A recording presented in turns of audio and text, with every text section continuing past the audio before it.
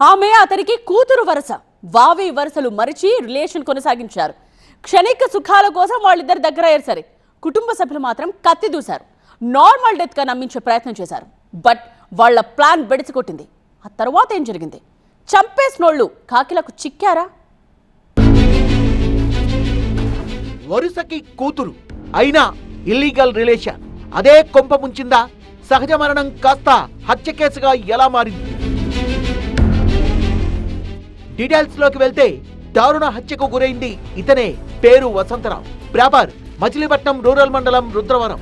Full time వ్యవసాయ కార్మికుడిగా part time fitter పనుల్ని చేస్తూ జీవనం కొనసాగిస్తున్నాడు. కొద్ది రోజుల క్రితమే భార్య చనిపోవడంతో కొడుకుని అత్తమామ ఇంట్లో వదిలేశాడు.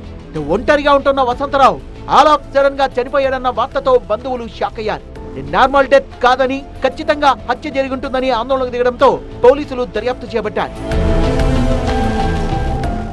25 ఏళ్ల అశ్విని పెళ్లై భర్తకు దూరంగా ఉంటుంది. వసంతరావుకి ఆమె కూతురు వరుస. ఏ టైంలో ఎలా కనెక్ట్ అయ్యారో కానీ ఇద్దరు శారీరకంగా దగ్గరయ్యారు. మ్యాటర్ తెలుసుకున్న అశ్విని బంధువులు వసంతరావుతో గొడవకు దిగారు. పద్ధతి మార్చుకోవాలని బెదిరించారు. కానీ వాళ్ల మధ్య బంధం మాత్రం అలాగే కంటిన్యూ అవుతూ వచ్చింది. ఇది భరించలేకపోయిన అశ్విని సోదరులు ప్లాన్ ప్రకారం వసంతరావును మట్టుబెట్టి ఆ తర్వాత సహజ మరణంగా చిత్రీకరించే ప్రయత్నం చేశారు.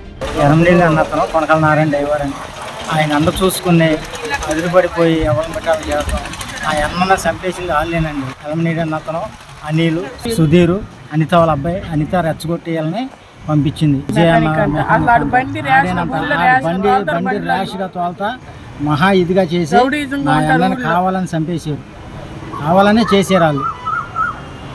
అది నాకు న్యాయం చేసి పెట్టండి.